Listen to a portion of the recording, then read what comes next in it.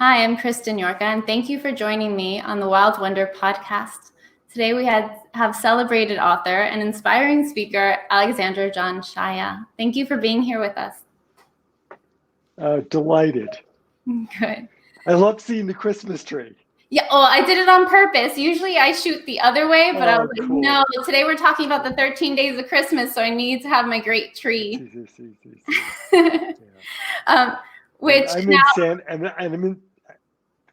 Go I was ahead. going to say I'm in Santa Fe, and we don't have our tree up yet, but it's been snowing all day. It's like I'm definitely in the spirit. Yeah, in Miami, I have to pretend. So we have our tree. I have the scented pine candles all around. So we're making it work. Cool. So I want to talk mainly about your latest work, The 13 Days of Christmas. But before I do, I really wanted to learn more about you for those out there that might not be familiar with you and your work. As it says on your website, you're an anthropologist, a psychologist, and a spiritual director who then turned into a highly sought out teacher and author. Was this a planned route? No, it was not planned. Going back to my days in college, too many decades ago, but when I was there, I had the great honor to be taught by Joseph Campbell. Oh, wow. And the great American mythologist. And he really spun my world. And in some ways, he's still spinning my world. And I developed just this great passion for understanding the earth wisdoms and how the earth wisdoms really impact our cognitive thinking and our bodies and et cetera, et cetera. And but then in the year 2000, I had this moment where this whole body of information arrived, and I knew I had to write it. Incredible. So that makes sense now, because as I read your work, you, unlike other spiritual teachers in the Christian tradition, there's a lot of emphasis on archetypes and energies and coming back to the body. Absolutely. Right? And that, it really blew my mind, because you don't see that often, at least in the Christian world. Right? And then I mean, very, very sadly, that's true. I wish it were not true, but it is greatly true.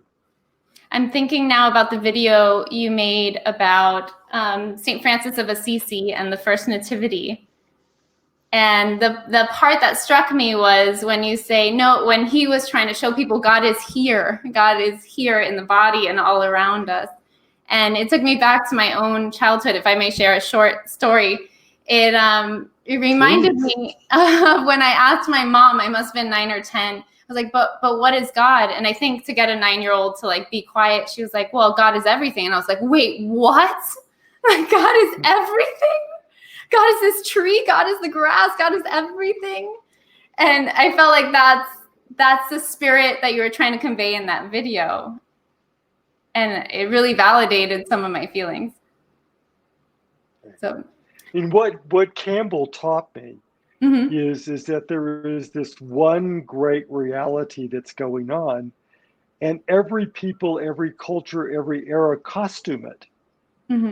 And we end up arguing about the costume and forgetting that the costume is just helping us point to the great reality. Right. I forget who says it, but it's similar to, it's not the finger pointing at the moon, it's the moon. Right? Yeah. Yeah. I know that comes out of Buddhism. I'm not sure which teacher. Right. Yeah. Which is interesting that you ended up here mixing some of the earth religions and the Christian faith, because from what I read about you, you were set to be possibly a priest. Is that true? Oh, absolutely. Absolutely. When I was born, I'm first generation Lebanese. And in the old Lebanese tradition, when a child is born, the father gives you your name. And your name has your responsibility to the family. Interesting. And I was given the name Alexander, which going back 14 generations has always been the next priest in the family line. Oh, I had no idea. So growing up, did you feel that was your responsibility? Oh, enormous. Yeah. I mean, it wasn't a like, you might want to think about this. This is like, this is what you shall do. Mm, Now, it fit me because I mm. got sort of a psychological, spiritual bent. So it fit for a long time, it fit me until I got to seminary, and then it didn't, the box was too tight. Okay. Well, do you remember that time in seminary where you were like, this might not be it? Maybe there's another way? Yes, it was almost immediately. Oh, I had come out of this experience at the University of Notre Dame with Joseph Campbell and other phenomenal teachers, and this wide, expansive understanding of reality and spirit, etc. And I got to seminary, and it was, here's the question, here's the answer, dot the I. And mm-hmm. I started to have dreams. I started to have nightmares. I don't generally have nightmares. Mm-hmm. And I actually became mildly suicidal. And Oh, I just realized there was some part of me that was being forced to die right. anyway. I Yeah. wasn't in seminary very long. And what came right after seminary then? Did you have like a next step, or it was a lot of like spiritual soul searching during that time? So it was total. I mean, because I knew that leaving seminary, that my relationship with my father would end, and Oh, it did.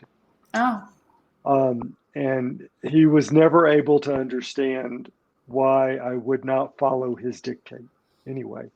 So yeah, I went through decades of soul searching, trying to find my way. And in some ways, it wasn't until 2000 when this whole body of information arrived that I went, oh, that I could look back over 40 years and understand how I was being prepared for that moment. right. It's one of those things. There was that famous Steve Jobs commencement address where he says things only make sense looking back on them, right? Yeah, it's true. It's true. Which brings And you. having had that experience, I now have a lot more patience with myself. It's like, okay, I don't understand, but I know that there's a reality here that's working on me. If I just stay with it, eventually I'll get the larger picture. Yeah, and I think that patience comes through in your writing and your work because I was reading I it. hope so. Yeah, I think so because I was reading it. Just a little background on me. I was raised kind of like I guess my parents were religiously open, so I could choose. So I chose Catholicism and Buddhism at the same time, and I feel Wow. Wow. right. No, I love that. I mean, those are two of my pillars. Yeah. So reading your work, I didn't feel left out as I sometimes do reading some of the more traditional Christian or Catholic texts. I felt like, oh, this is how we combine it, right?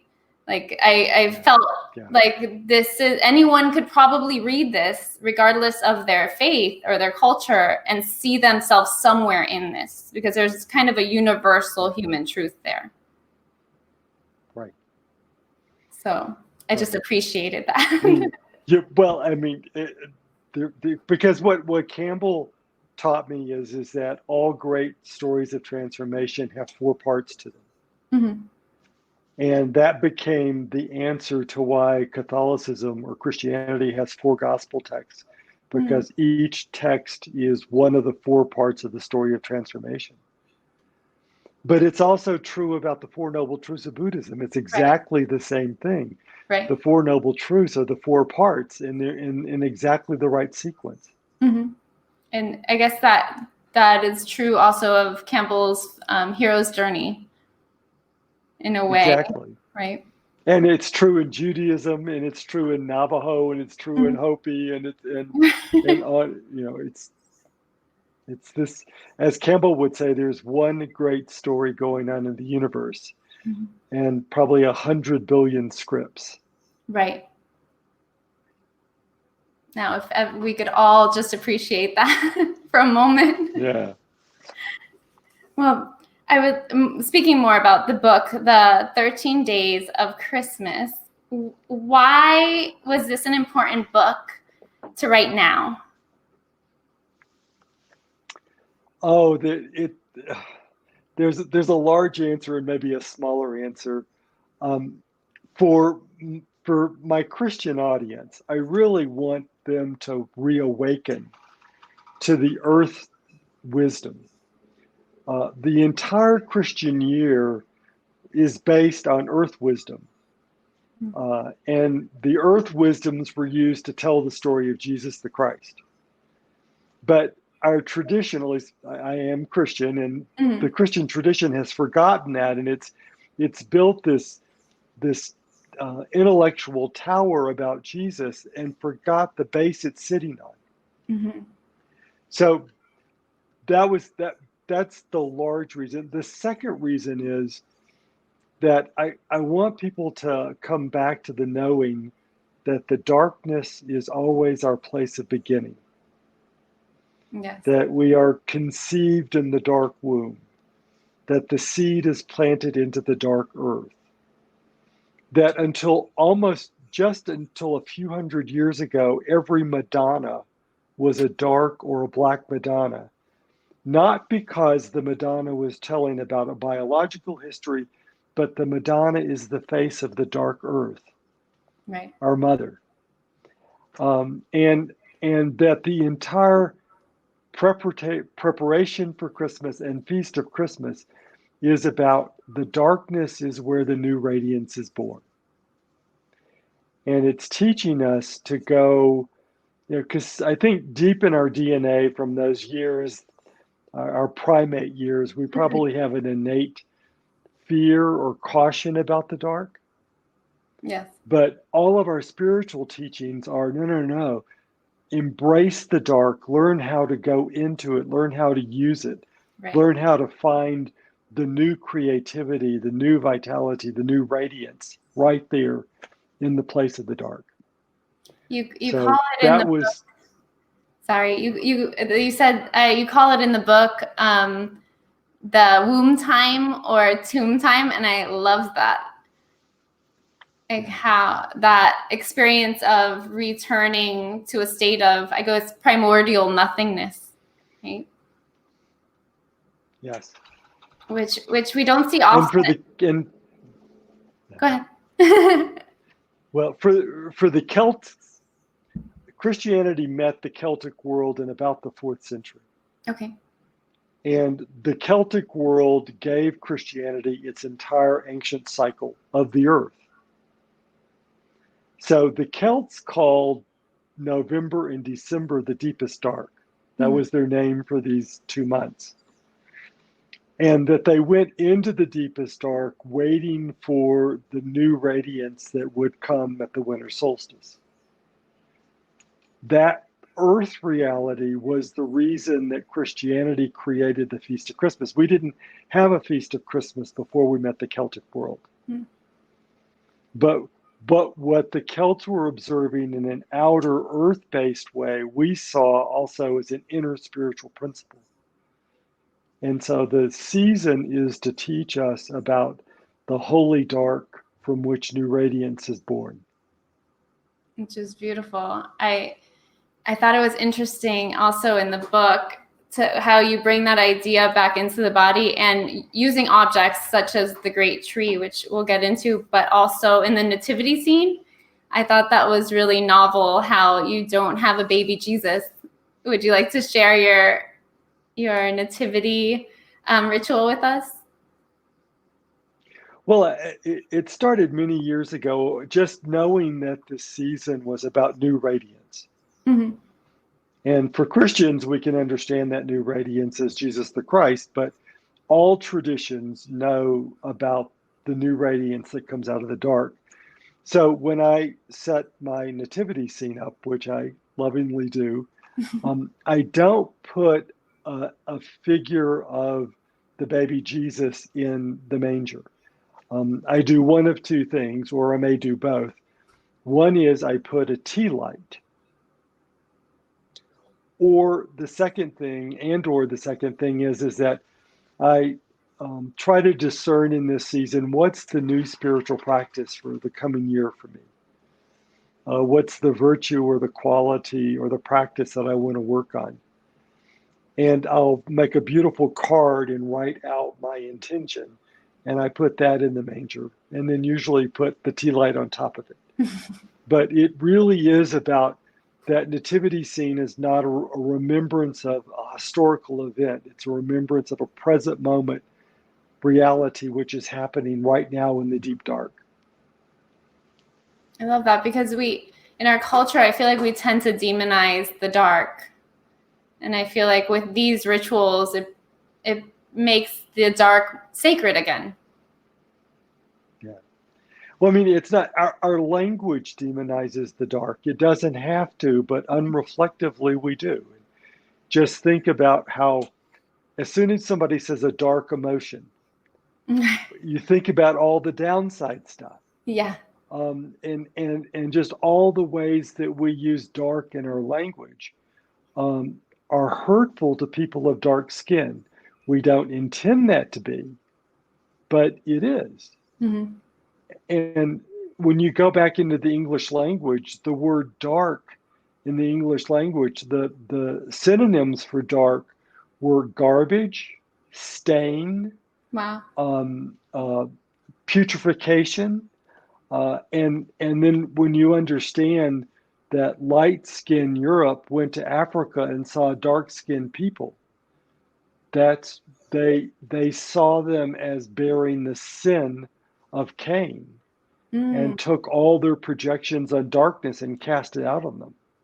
Wow. Yeah. So yeah, Yeah. it's pretty deep in us. So so I really like to talk a lot about the holy dark.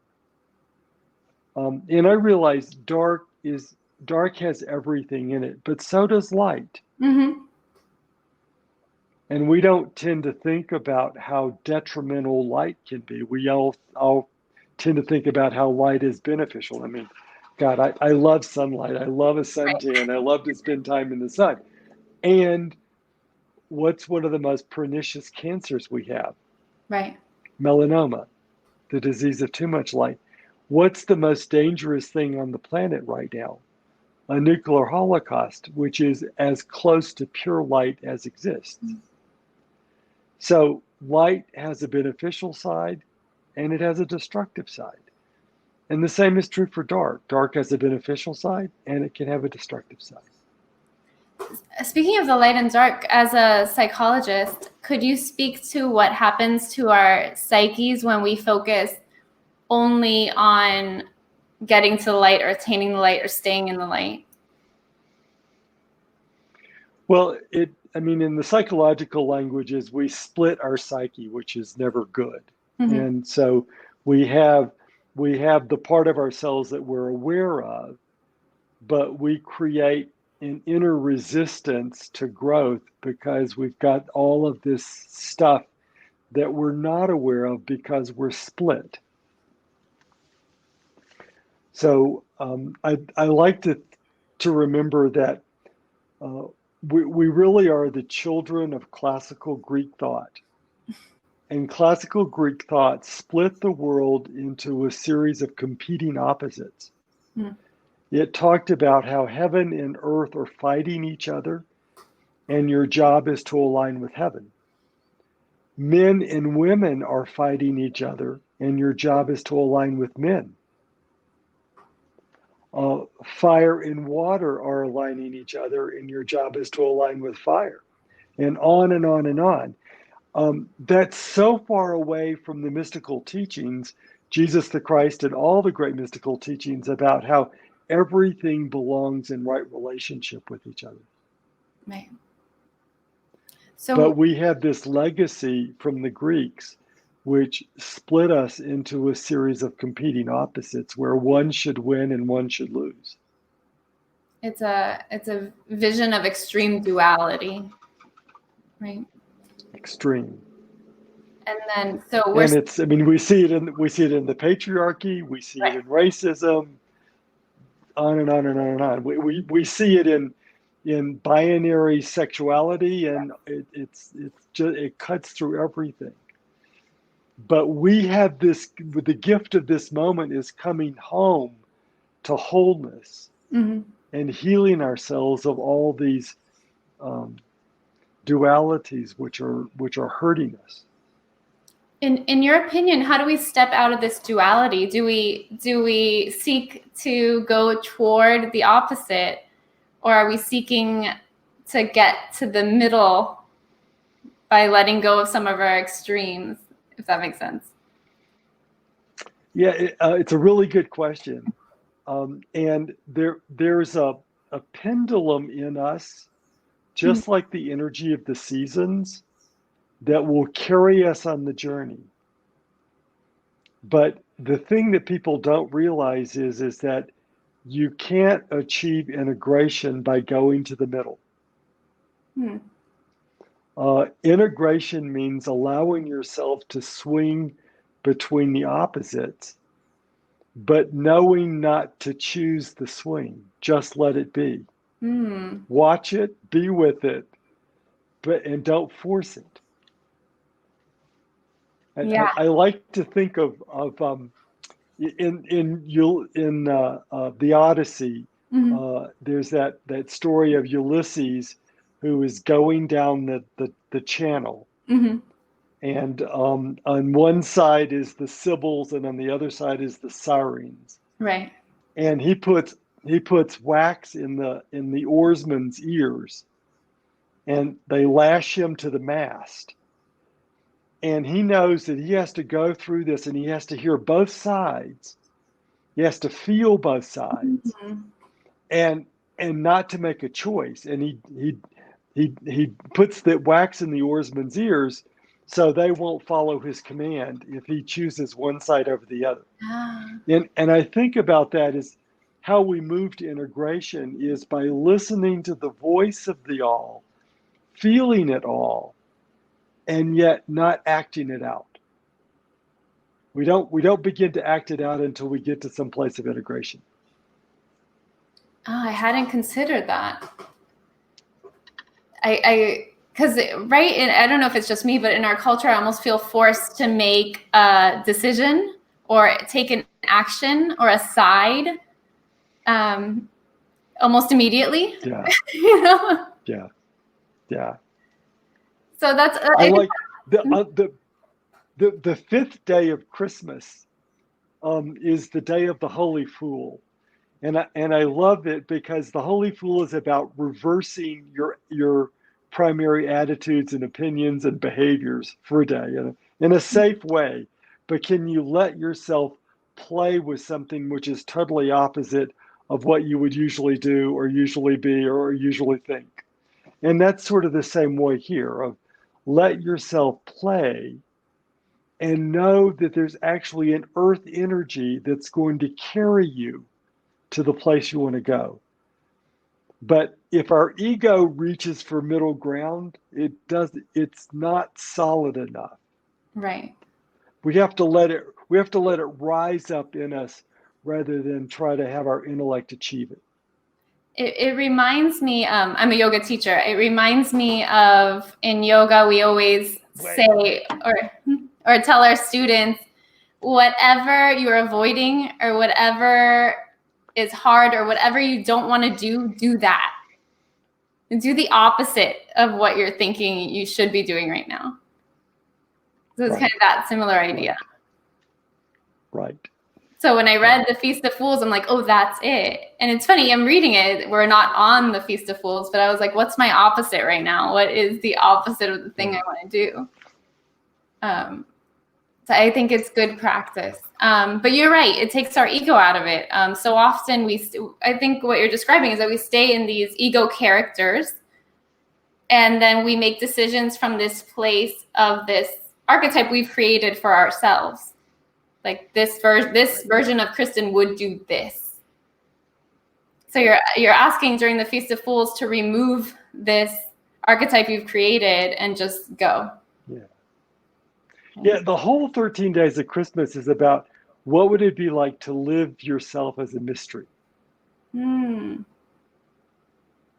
Which is sort of the antidote to what our culture teaches us is to have certitude. Right. Yeah.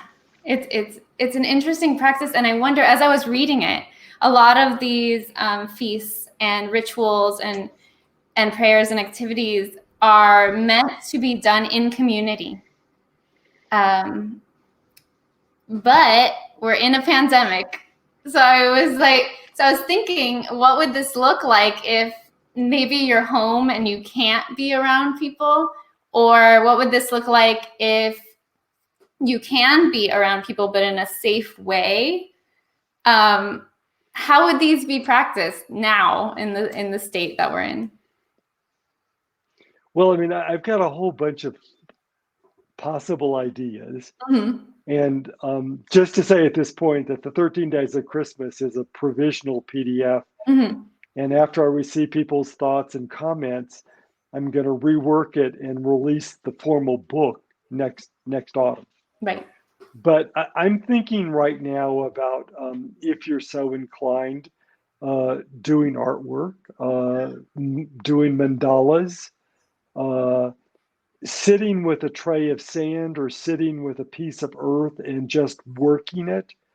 I'm looking to add a great movie or two to each one of the days of Christmas as a way to live the story forward. Mm-hmm. And then whether I'm dialoguing with myself or I'm dialoguing with one other person or with my journal. But in some ways, don't let the idea just sit in here. Take it out into your body.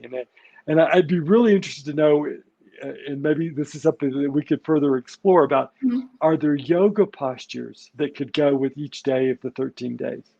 Yes, I believe there are. Because if we even think of it, because what we haven't discussed, and which I really appreciated about your work, is that you brought back into the story the divine feminine. And even using the word divine feminine, divine masculine in what's essentially a Christian book, I was like, like when do you ever see that? Never.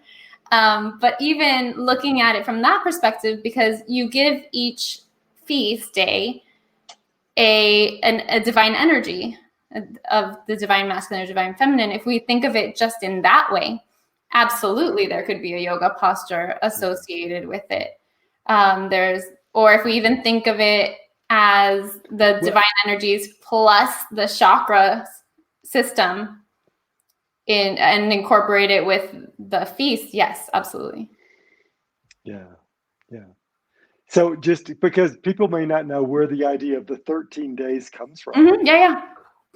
It comes from the Celts. The Celts had a 13-day festival in honor of the Winter Solstice, which is about, the Winter Solstice is about birth. Mm-hmm. The summer solstice is about death. The winter solstice is about birth. And their face of birth was the goddess. And 13 is the number that's sacred to the goddess. So therefore, a 13-day festival. Well, Christianity took the festival, added a Christian story to each one of the days, and then I don't know whether Christianity was embarrassed by the connection to the goddess or not, but Christianity started with Christmas Day is Christmas Day, followed by the 12 days of Christmas. So it continues to be a 13-day festival, but we don't think of it that way. Right. I mean, even last night I was watching a movie about the 12 days of Tudor Christmas, and they didn't know how to count the days. Because about halfway through the movie, they realized, whoops, we've got 13 days here, but we're calling them 12. It's funny. It seems really obvious, but until I was reading it, I was like, yeah, 13. There's 13 days, including Christmas. Right. Which leads us and up. You're right. And each day is about the energy or the mystery of birth. Mm-hmm. And so the whole festival is teaching us about what it takes to birth this deeper radiance inside of us. And in the Christian metaphor, I can say the life of Jesus the Christ inside of us. Mm-hmm. But the metaphor is universal. It was refreshing that I always felt, even as a child, like, why isn't Mother Mary at the center of this celebration? Like, she birthed the child. But it felt like we just forgot about the birthing part and just celebrated the child. Absolutely. Right. And yeah, it brings us back. What I don't fully explain yet in this provisional text, but I will in the book, is for the Celts, they believed that we had to practice generativity to help the son be reborn. And so actually some of their rituals were men and women engaging in sexual activity and pouring bodily fluids into the earth rather than into each other. Oh, that part I didn't know. And that is captured in the carol, the 12 Days of Christmas carol. Oh. Because the central image there is the partridge and the pear tree. Right. Well, the partridge in the Celtic mythology stands for the phallus and the masculine principle. And the pear tree, it was the sacred tree of the goddess. Okay. And the pear was seen as the image of the vulva. And so you have the partridge bringing the seed to the vulva.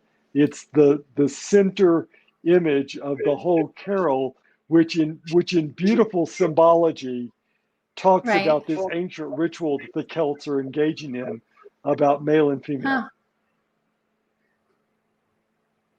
That's wild. No, now I see it. I wasn't seeing it before. Yeah. But yeah. Yeah. Who were these early, if you don't mind describing, who were these early Christians that encountered the Celts? Do we know? We don't have a name for them, but we know that for the first few centuries, Christianity stayed in the Mediterranean basin. Okay. And in the Mediterranean basin, the sun is not very dramatic. And so we continued our moon calendar along with Judaism and eventually Islam as well. But when we moved north of the Alps, we met the Celtic world. The Celtic world goes from Ireland to Turkey in these days. Right. Enormous. And their calendar was a sun calendar. And they couldn't understand a moon religion. And so we did what Christianity does when it's in its best self. We said, tell us what you are observing. Tell us what you believe. And we went, oh, we know that story. We know the story of radiance born in the dark. Right. And so we create a feast of Christmas, which we'd never had before. Because we don't know what day of the year Jesus was born. Right. But we know the spiritual reality of new grace happening us in the dark season. Yeah. And then, so these early Christians then find these Celts and they experience their festival around this great tree, right? Which to the Celts, if I'm correct, it's the underworld, the upper world, and the middle world. Is that right? Yeah. And then, so how did the great tree? And the first great tree for the Celts was the oak tree. And then the oak trees were cut, the oak forests of Europe were cut down. And so then the great tree became the fir or the evergreen. So but both the oak and the evergreen are considered the world axis, which its roots hold the underworld, its trunk holds this world, and its upper branches hold the upper world. And so it becomes that integration of all three worlds. Which is common, I think, to a lot of ancient religions, correct? It's not just the Celts. Yes. There seems to be symbology about the great tree in, I would say, almost all, if I'm not wrong, right? Yeah. So it wouldn't have been. It's Go ahead. Well, that that whole idea of knocking on wood Mm. comes from the Celtic world. Oh. And because they believe that the life force is in the wood of the tree. And so knocking on wood is the same thing for me as Lebanese saying, Inshallah, if God wills. It's Mm. bowing, knocking on the wood is bowing to the spirit world. It's like, yes, I have my desire, but I knock on wood so that the spirit world might also agree or confirm. So it's different than just like superstition and luck. It would be Yeah. similar in my family. We say, si Dios quiere, like if God wills it, right? See? Yeah, exactly. Exactly. So And I go. love that, you know, for centuries, Christmas and the winter solstice were the same day. Mhm. And the day before the solstice, the Celts were decorating the barren oak tree because they thought of the winter solstice as the oak tree's birthday. They thought of the oak tree as Mhm. being born or born again on the winter solstice. And so they wanted to decorate it. And what they would do is they would put apples and pears and persimmons and other fruit, they would hang in the barren limbs of the oak. Well, the Christians, saw them doing that and they went, oh, we know this. This is the tree of life in the Garden of Eden. Oh. And in the birth and in the birth of Jesus, the Garden of Eden is open to everyone. So this is where the idea in Christianity came from of decorating the tree. And what started out with fruits and dried fruits and fresh fruits Mhm. now have become these beautiful glass ornaments and all manner of things that we put in the tree. But Right. it truly, the wonder and the awe of the decorated tree brings back the oneness of all people. That we are gathered together with spirit in wonder and awe. Everyone, I love that idea. It's almost, I always think of it as like a large banquet table where everyone's invited. It's like a reopening of your heart and home, which I don't know if it's connected, but still in southern Italy, they still decorate trees and wreaths and garlands with fruit. So still that tradition's Absolutely. still around. Absolutely. Yeah.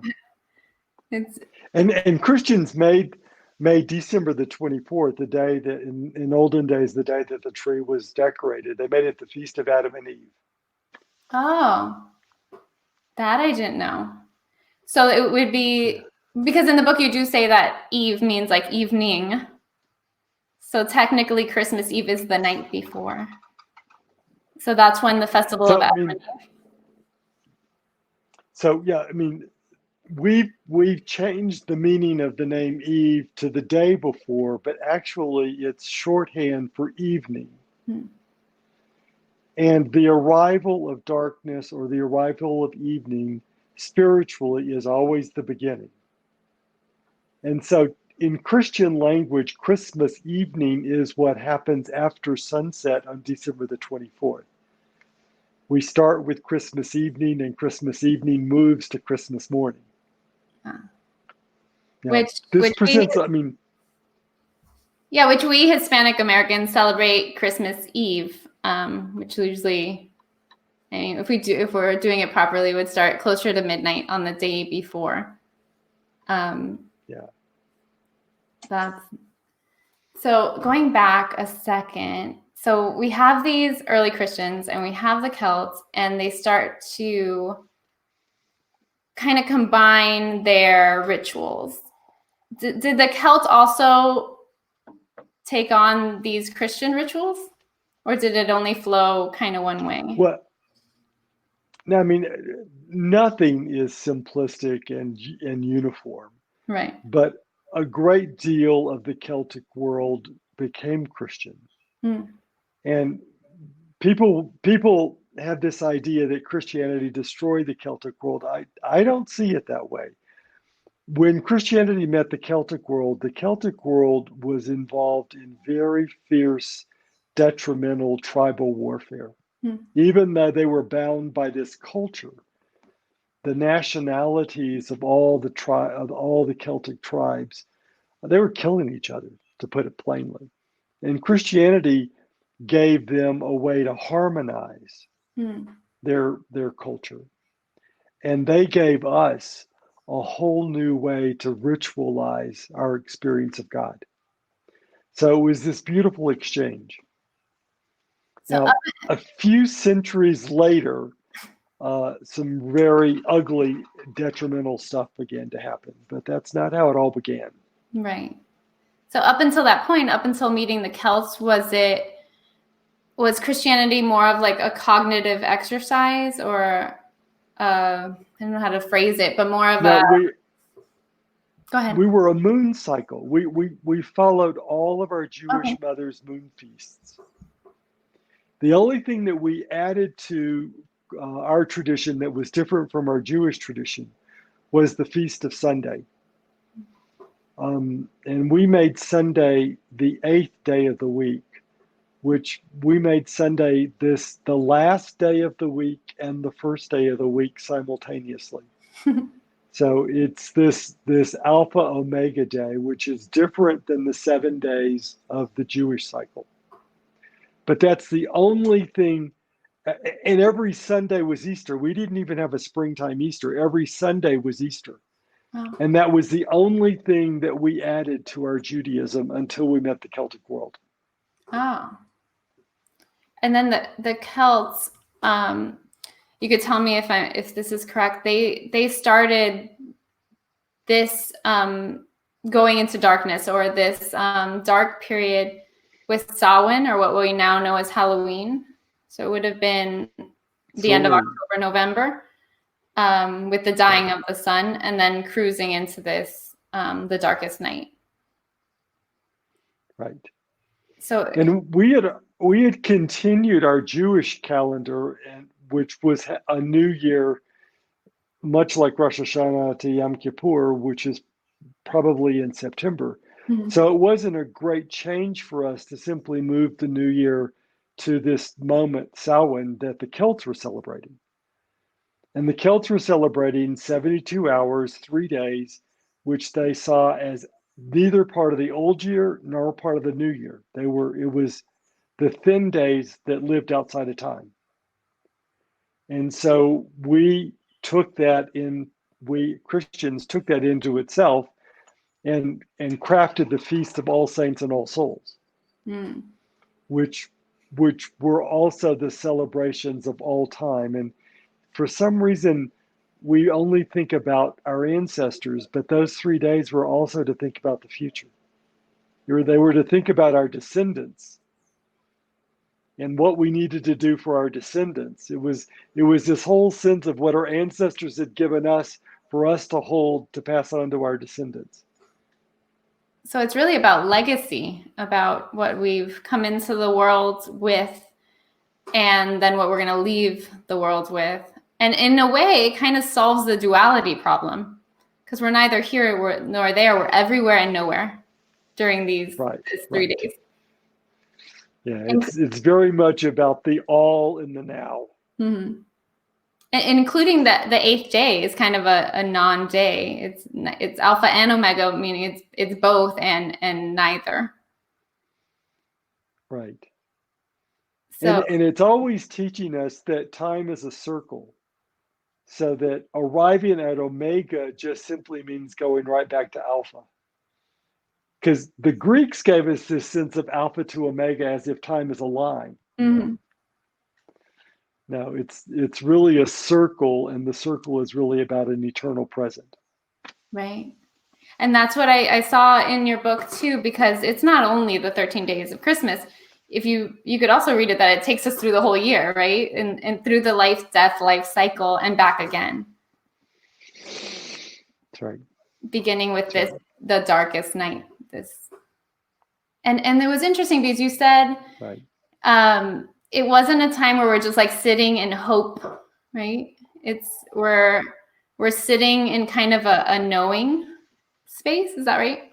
Yeah, and this is really I don't want to sound harsh or judgmental, Mm-hmm. But spiritual tradition is about a deep trust and a knowing. Hope is a developmental virtue on the way to knowing. So the dark season for Christians, we're waiting for the new radiance, but we're not hoping for it. The spiritual truth of it is we know that there will be new radiance. We know that. We don't know when. We don't know how. We don't know when. But we're not sitting here hoping that it's going to happen sometime. Mm-hmm. So we're waiting in the reality that in Spirit's time it will happen. And to me, I think that this is such a deep message for this moment on the planet, because I think for many of us, we think of this as a dark moment. Mm-hmm. Culturally, think of it as a dark moment, which means it's a beginning moment, which means that Spirit is with us, Mm-hmm. and that each one of us has a small piece of work to do. But if each one of us does the small piece of work that Spirit has given us to do, the radiance is going to arrive. The new age is going to happen. I don't know when, and as illogically as it seems like at this moment, I'm putting my trust in Spirit. That's. I think what I'm listening that made me feel hopeful is that it allows you to let go of the how and just focus on the knowing. Because I think I'll speak for myself in my own spiritual work, even on my best days, I'm like, yes, it's going to happen, but it's going to happen like this and like this and like this. So you're kind of trying to manipulate and control the outcome, which is not faith or knowing, it's anxiety. Right. So I think there's some grace there to be able to focus on just the knowing and not how and when it's going to happen. And there's a tension there, because it's not just I'm going to sit back and wait for it to happen. It's like I have work to do. And one of the things that I'm trying to help people today understand is decide what are the people and the causes and the services that are on your heart to do. Mm-hmm. My inbox is blasted with requests right now. And they're all good. I understand that they're all good. I can't do all that. Right. I have discerned for myself what are the causes and the people that I can really give my time and talent to. And every one of those others, as I hit the delete button, I offer a prayer that somebody responds to that. But I know that I cannot exhaust myself. That's not going to help the world. Right. It's a hard lesson for a lot of us to learn. It is very hard. We want to do all the things. We see all the work to be done, but maybe it's not our spiritual thing to do all of the things. Absolutely. So absolutely. It's a really hard lesson, but spiritual work should ultimately be joyful and in some ways a sense of play. Mm-hmm. And when I begin to get cynical and filled with anxiety and exhaustion, I've overextended in some way. And I need to bring myself back and be filled up again and offer what I have from that place of being full, not empty.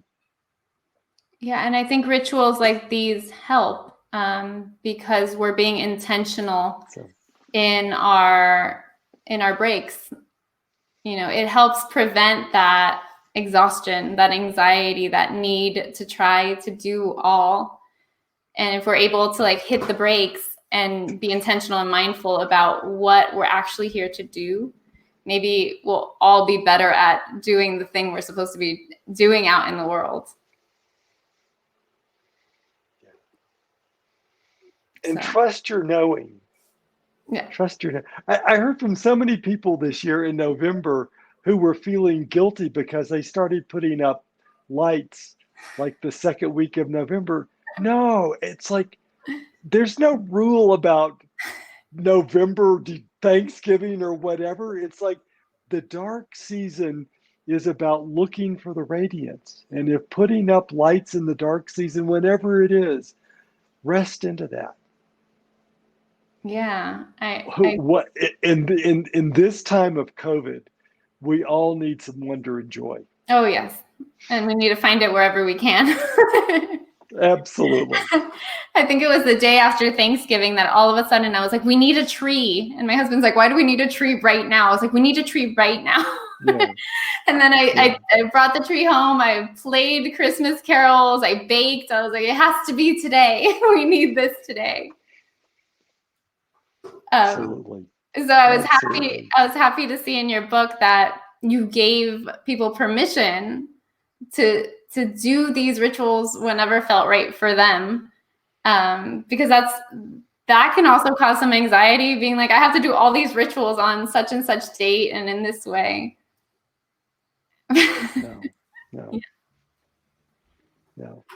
Life has got too many rules. We don't need to add one more about how we're going to experience wonder and joy.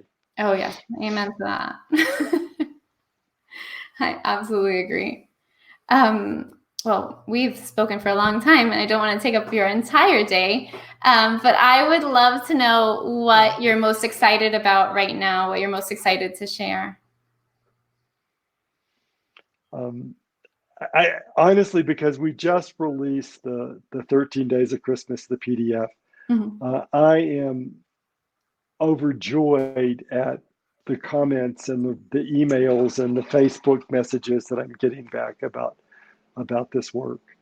So if I can add an inch or an ounce of joy and wonder to this season of COVID, gosh. Yeah. I'm in the wash of having finished this huge project, and we're going to close the Quadratus office for a couple of weeks and not reopen again until the 6th of January. So I'm looking for some creative downtime. Oh, good. I think I need that too. So hopefully, but you have so many things out in the world that even though you're on break, I think we could still enjoy a lot of your work. I think your other book, Heart and Soul, could lead us through this journey too. And then they could find you. Please go to my website. We've just released an entirely new website, and it's Quadratus. That's QUAD, quad for 4. QUADRATOS.com. I love it. There's just a whole bunch of material there, and lots of stuff to experience, read through, enjoy. And I want to repeat that I think it's valuable for all traditions and cultures. I don't think it's specific. I mean, obviously you're speaking to a Christian crowd, but I think it's valuable for others as well. Oh, no. I mean, very much, my hope is that I'm continuing the work of Joseph Campbell. And yes, I've redefined the Christian Gospels in terms of the 4 paths of transformation. But what's deepest about all my professional work is teaching people the universal path of transformation that's open to every person on the planet. I agree. I thank you so much. Find the metaphor that opens your heart. Right. And then go. Right. Agreed. Kristen, this has been one. Yes, I loved it. Thank you so much for taking the time. I know you're busy and you're preparing for break, but I really do appreciate it. I think many people are going to find this inspirational and eye-opening. Thank you. And I wish everyone a merry 13 days of Christmas. Yes, me too. And Merry Christmas, Take care. Alexander John. Thank you. Thank you. Bye. Bye.